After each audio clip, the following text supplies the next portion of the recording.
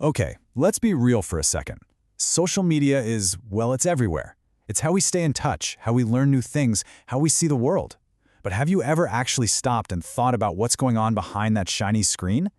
Today we're going to pull back the curtain and take a hard look at the true, hidden cost of our digital lives. And we're going to start with a feeling I bet you know all too well. Yeah, that sounds pretty familiar, doesn't it? That little itch you get, that feeling of restlessness when your phone isn't right there. This quote from Drew Vrothy just hits the nail on the head. It perfectly captures that feeling we've all had. And you know what? It's more than just a bad habit. For a lot of us, it's the first sign of a very real, very carefully designed addiction. And that, right there, is where our story begins. So how in the world did we get here? I'll tell you one thing. It was no accident. The way these platforms are built is an absolute masterclass in human psychology and neuroscience.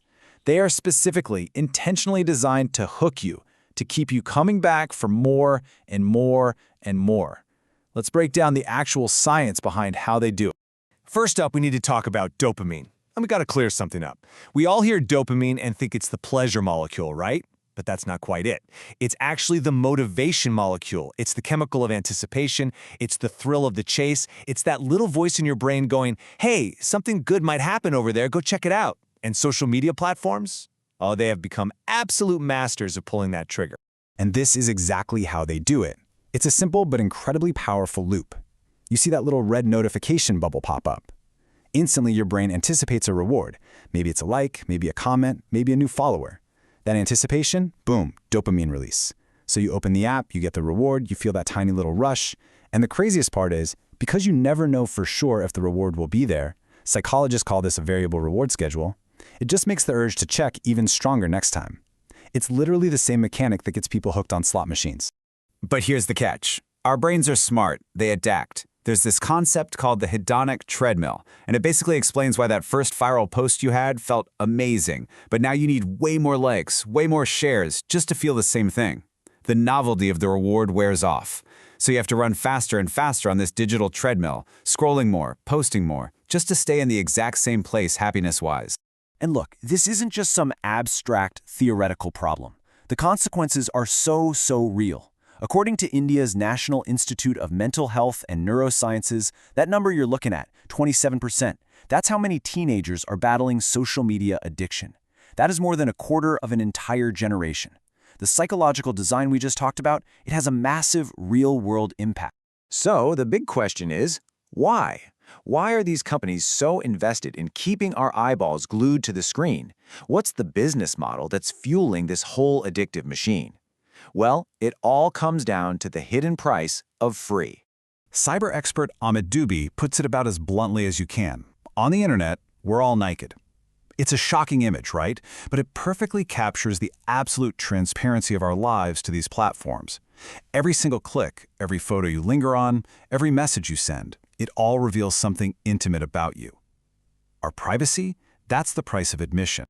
And if you think your data is somehow safe, just get a load of this number, 16 billion. That is the number of passwords that have been leaked online worldwide. Think about that. That's more than double the number of people on the entire planet. The whole idea of a safe password has become a total illusion. Our data is just constantly being exposed, bought, and sold. Which brings us to the fundamental #1 rule of the modern internet. You've probably heard it before, but it's never been more true. These platforms are not really free. We pay for them, not with our money, but with our attention, and crucially, with our personal data. Our lives, our habits, our deepest desires, that is the product that's being packaged up and sold to the highest bidder. And what do they know about us?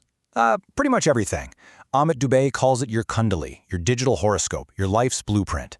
They have access to your private messages, your location history, your contacts, your financial situation, even your political beliefs and your health records. They can build a profile of you that is more detailed than you probably even know about yourself. Now, this data isn't just sitting on some server collecting digital dust. No, it's being actively used every second of every day to shape what you see, what you think, and even what you feel. They don't just know you, they actively influence you. The algorithm is designed to feed you exactly what it knows will keep you engaged.